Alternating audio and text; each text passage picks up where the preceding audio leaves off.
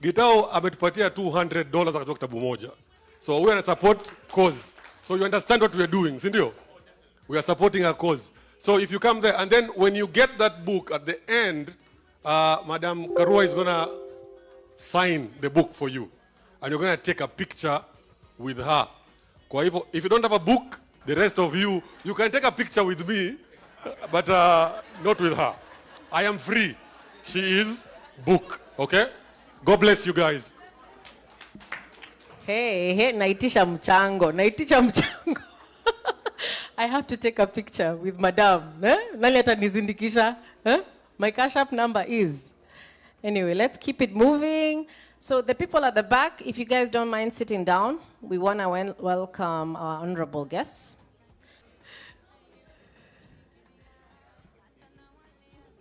Sawa.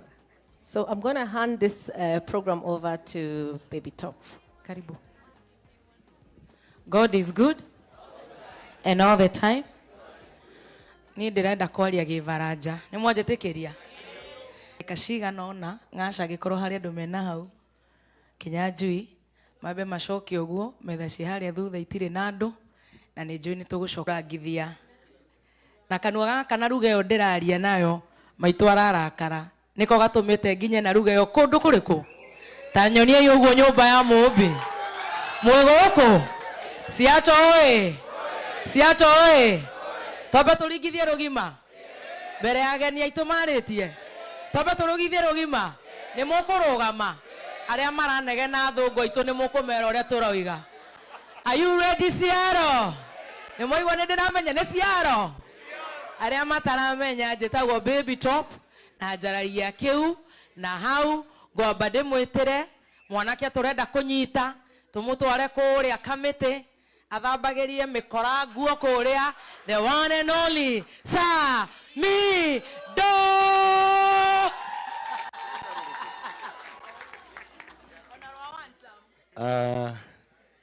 Habari zenu? Kama unaniona niinulie mkono hivi. Ati Siato mnasemaje? Ati mnasemaje? No ikono guo mutuite ni Siato declaration githitiguo. Ngai mwega we mutagiri waita. Mwamukeri magokona andoiro. Kayore bere tutingihotwo ni tho. Ene nyaga twakuhoya. Natha nyingĩ cia wendo akũrore. Ũiguano wa Gĩkũyũ na Mũmbi. Wene nyaga twakuhoya. Iwe Ngai.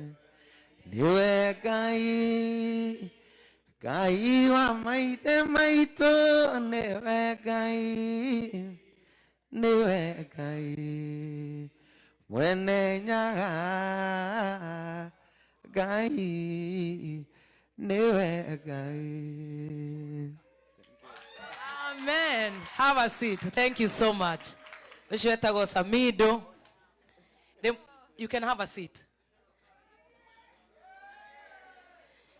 Mutina nogoka. Tutire tora nogoka. Tunywe cai. Niĩ nĩ ndĩracoka ndirĩ na mũthuri wa rũraya nĩ Samido atũhũka nĩ agĩũkaga gũkũ akĩhitha. Thank you so much.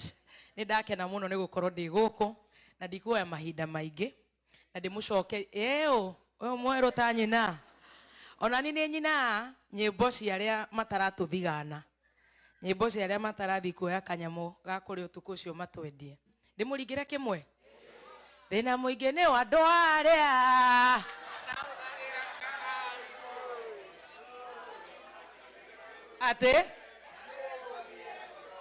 ate gĩkĩ goja mũtungatĩri haha. Ndeto icio nĩ cia rũciũ ngemi. Na ithuĩ tũtigathiĩ ngemi. Tubange wĩra ũcio. Thank you so much. Nĩ ndakena nĩ inyuothe othe na amwe maumire nginya Nairobi. Gũkũ kwĩna Naomi wa Finsco. Naomi rũgama ũguo tondũ ũmbũkire kuma Nairobi. Can you imagine? Kenya ũrĩa insurance company. Mĩeri 3 akoretwo gũkũ. Kũu nĩ kuga kũrĩa Kenya kwĩna opportunities nyingĩ mũno. Cia biathara ndikwaria, ageni aitũ nĩ makũheana ndeto icio na gĩtĩo kĩnene mũno. Ndĩmũnogie na nĩ njũĩ ti kũnoga. Tũtĩe no nyue rũgamai. Atĩ ũtĩe maguta wĩke atĩa? Ũtĩe maguta wĩke atĩa? Gũkũ nĩ ndĩramenya nĩ mũrarĩa ciothe, nĩ ndona indo nyingĩ kana ciothe nginya icio tũinĩra. Koguo tũrũgamĩte ũguo. Are you ready for the one and only, the people's deputy president now, ciothe, His Excellency Rigathi Gachagua na nĩ mũgĩko? You can do better, Seattle. Are you ready? Wapi kelele ya Baba Boys Getungati 001.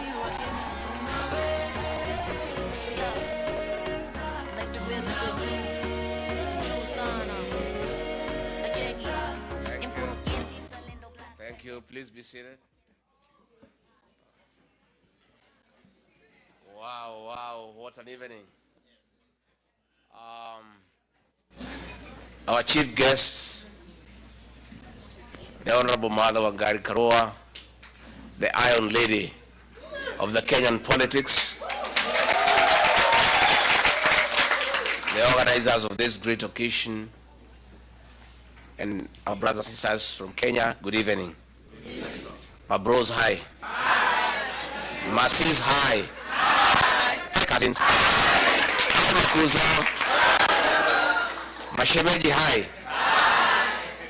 Thank you very much.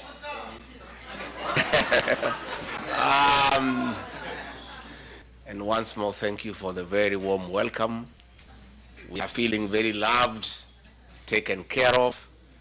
In fact, we don't feel like going home anymore. We may just have to hang around here. I want to be very brief. I came for this dinner to escort my sister, Mother Karua, because where we come from, the work of boys is to take care of their sisters. So I've come here to escort my sister and to make sure she is safe. So kama kuna mtu alikuwa na jama ya kupangia, mimi na wewe. So our sister Mother Karua, thank you for asking us to accompany you here to come and talk to these people about business opportunities, about their lives here, and how we can engage back home so that we improve the lives of our people. And I say this morning that you guys are great in Kenya, and we all cannot sit in Kenya and keep on crying to each other. Those who are able to move out there and get better opportunities to improve their lives, it is the best thing to do. It is my position that the Diaspora Brigade is a very important component of our country's development and economic growth. In the 70s, #1 foreign exchange earner for our country was coffee. In the 80s, #1 foreign exchange earner was tea. In the 90s, #1 foreign exchange earner was tourism. All that has been bypassed, and as we speak today, #1 foreign exchange earner for our country is the remittances from the diaspora. So you good people are a very important component of our economic development. And it is my position, those of us, you make sure it has dairy meal, it has Lucerne.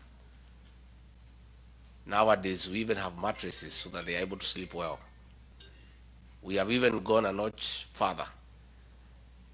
We play for them country music, Ken Rogers and Don Williams, so that they continue. Serious leader, any serious government must take care of #1 foreign exchange earner in our country, the Diaspora Brigade. So we are looking for a very serious partnership with diaspora so that we can grow our country. I know that you are feeling the weight of the high cost of living in Kenya, even as you are here, because I'm aware sufficiently that you take care of families back home, and therefore you know that the shopping you used to do with 10,000 3 years ago, now you need 30,000. So isn't it true? So in fact, forget about what people at the Treasury say about economic growth. Oh, we have 5.6% economic growth. Oh, the rate of inflation has gone down by 4%. If you want to know whether there is economic growth in Kenya or economic decline, talk to the diaspora people. They only need to know how much they are spending as opposed to how much they were spending 3 years ago. And then they know that the economy is on decline. So we have a challenge as a country to get our country back on economic recovery and to restore our civil liberties. As we speak today, we are witnessing the highest level of violation of human rights ever witnessed since independence. That is what Honorable Mother Karua and ourselves are fighting. So you know the situation back home. I don't want to speak much because we have our chief guest to speak, and I want to say we are around for a while to listen to the ground. You know, I listen to the Kenyan people here because you tell us what the Kenyans are telling you. But one thing I must request you: the fight to liberate our country and to restore our dignity is not an easy one. We seek your partnership.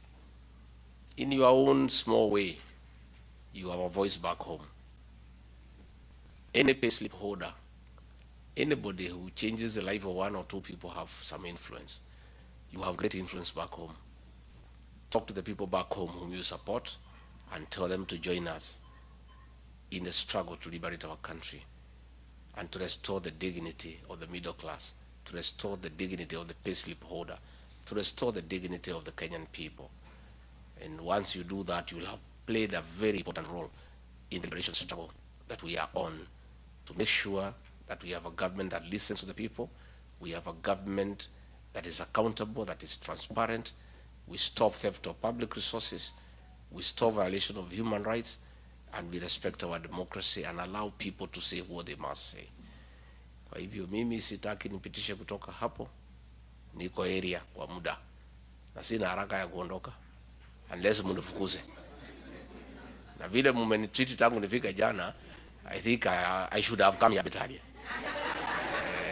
I should have come here a bit earlier. So tumeshukuru sana. Na bebe tofu tuka rehemu hai wa Kenya huko. Bebe tofu. These are very serious people.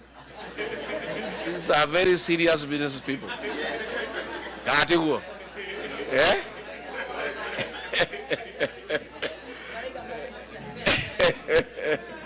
And of course, our great son Samido has also been around here. He's a great guy. We really love his music. And you know, the other day they were trying to coerce these musicians to go and sing for them and lie to the people of Kenya that Shah is working. And I told them, you musicians, that is not your work. Your work is to sing for us so that we can sleep well. Yeah? Your work is to entertain us when we are relaxing, trying to struggle with what Kasongo has taken us through. So there is no even with the Kasongo, and then you are coming to sing to the same people who are frustrated by Kasongo, isn't it? And these musicians, especially those from our region, 90% of their songs, and that is why we like them, are about love and relationships. Stick to that agenda. It's a good agenda. Sindio? It's about love, courtship, broken marriages, the normal things of life. As long as our artists stick to their script to sing for us the songs that we know, then they are on the right track. But we don't need musicians to come and tell us that the roads are being constructed. We can see them or not, isn't it? Do you need a musician to tell you Shah is not working? I mean, so I think Kasongo and Soprano had got it wrong. You know, because they have, you know, wamejaribu kutudanganya, wanaona hatusikii, wanasema watakuja kina Samido watudanganye. So Samido usiabukie hiyo mtego. Kenyans are too smart to be cheated by anybody. And even musicians cannot cheat them. Wamepita hiyo kiwango. So nyinyi mtuibie mambo ya mapenzi. Na vile tutaishi pamoja, si ndio? Si ndio? Sasa mko tayari tumkaribishe kiongozi wetu? Huh? You know, when I looked at the way things are going in Kenya and the struggle that we are having with the Songo, I thought that I needed to go and look for my sister because she has been at it for a longer time than all of us. You know, she has really fought for the liberation of our country for many years. I went looking for her. I went to her house in Kirinyaga and said, my sister, have come. This battle is not easy. We need all of us to be together. And she was very, very, very receptive.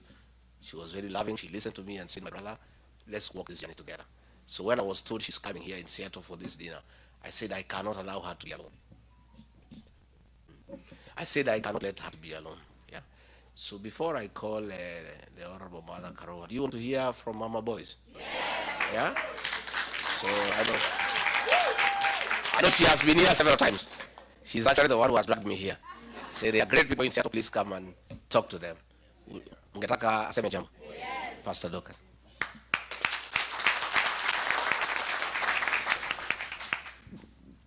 Good evening. Very much, People's Deputy President, the committee that has prepared this place, Baby Top, and are about to speak for the purposes of saving time. I just want to greet my boys who are here as Mama Boys. How are you? Are these women treating you right? When you see these men, they are the seed carriers. Just take care of them. It is a mother speaking. God bless you. Muko tayari tumkaribisha kiongozi wetu? Yes. Mnajua ngemi? Yes. Ni ngapi ya ngapi?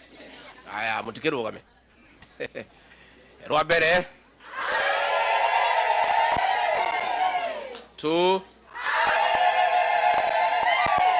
3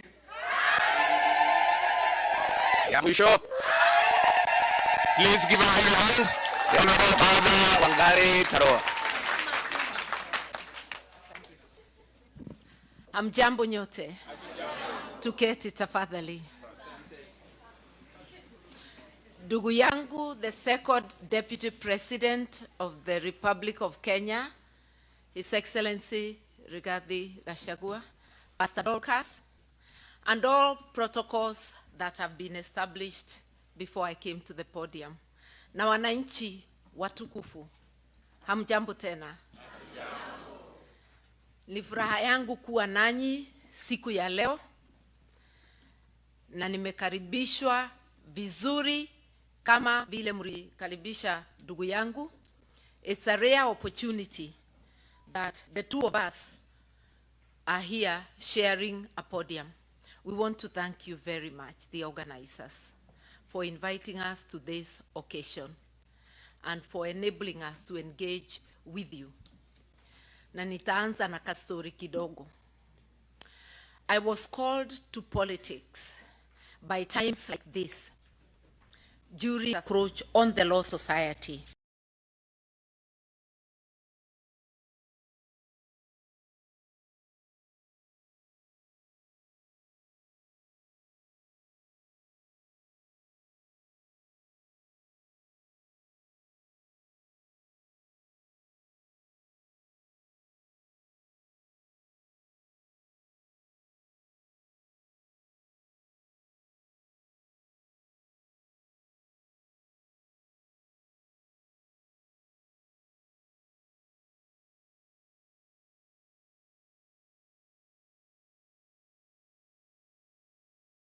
A movement of resisting being taken over by KANU. Ilikuwa imemeza maendeleo ya wanawake.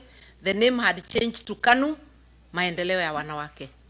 KOTU had been swallowed, and Mutukufu expressed publicly that the next institution you'll be taking is the Law Society, because it was vocal.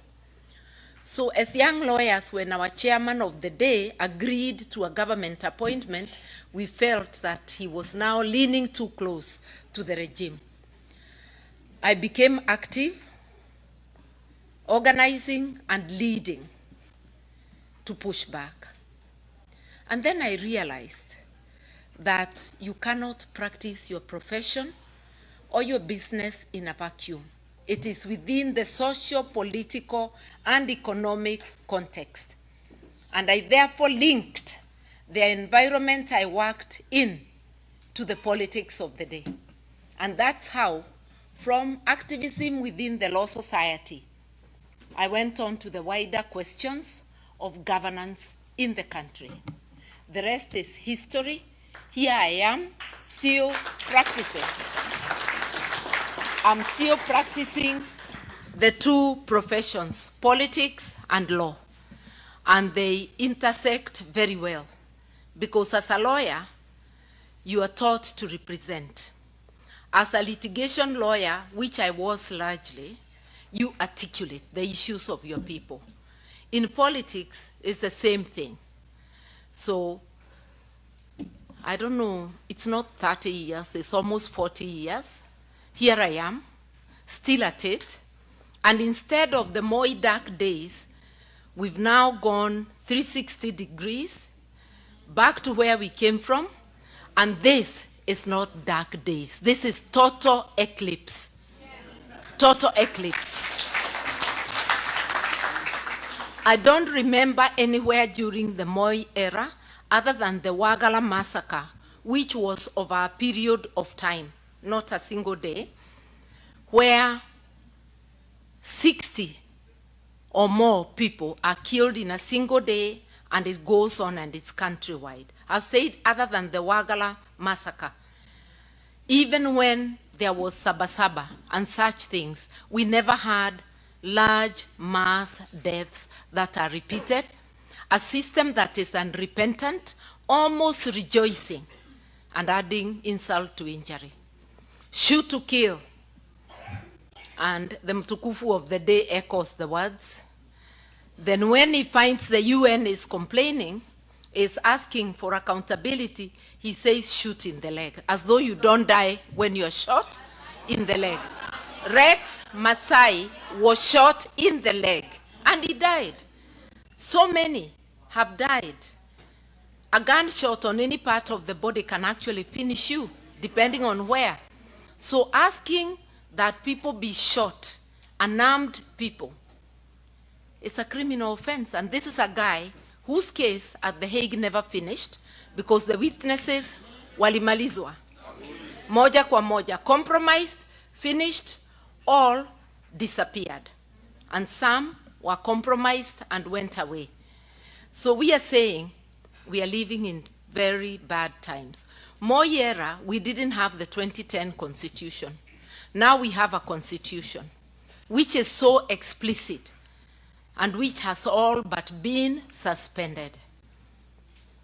I am happy to be talking to you because in diaspora, you actually think about Kenya. Sometimes I think that you worry more than some of the people living in the country. The questions you ask, the support you send, and like my brother has said, you are the ones subsidizing the effects of bad governance. When there was NHIF, you sent less money for treatment.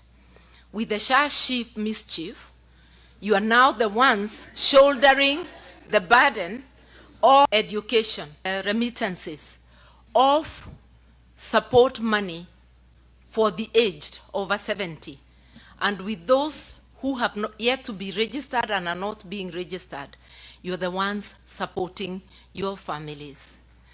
So you're doing a lot, and you still worry about governance. All those telephone calls, what's going on, what's happening in this and that place. So I'm talking to people who worry about Kenya, and we are asking you, word of mouth. You have more votes than in your pocket. A few of you are registered to vote. Others have not been registered because those who register are not bringing it to where you are. Sometimes you have to travel long distances. We have not, as a country, fulfilled our promise to the diaspora, a promise that is in the Constitution of Kenya. Because we ought by now to have progressively made it possible for everybody in diaspora to register at a point near them. Even if not in every state, there should be a point in every cluster where you people can register, and it is possible for the officers doing the registration to move around to those places. It is possible to appoint returning officers on the election day, credible returning officers to man the various stations. I don't see that being fulfilled now, but it's a promise we make that we will fulfill. So what's wrong with Kenya? We have a constitution, hardworking people. Kenya doesn't have a problem of revenue.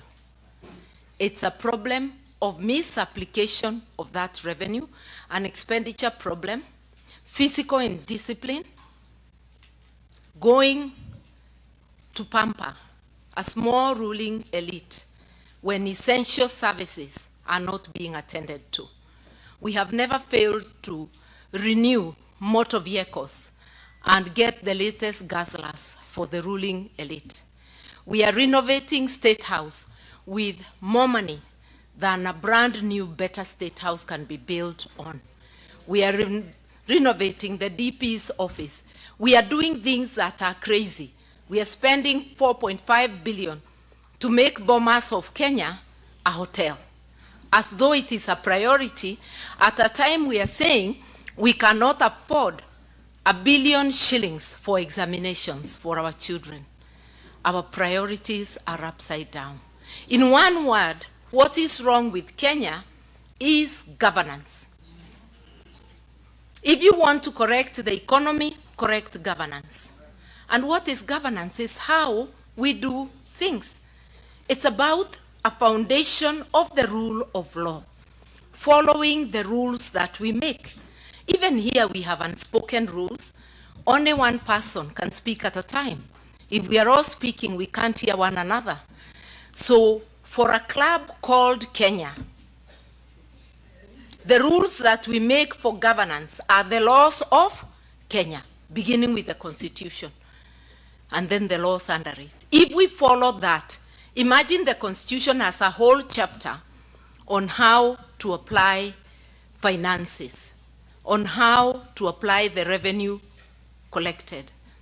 It has a whole chapter on the leadership that is fit to steer the country's affairs. It has Article 10 that gives us the principles, the values and principles, all of them. Mwelekeo tumepewa.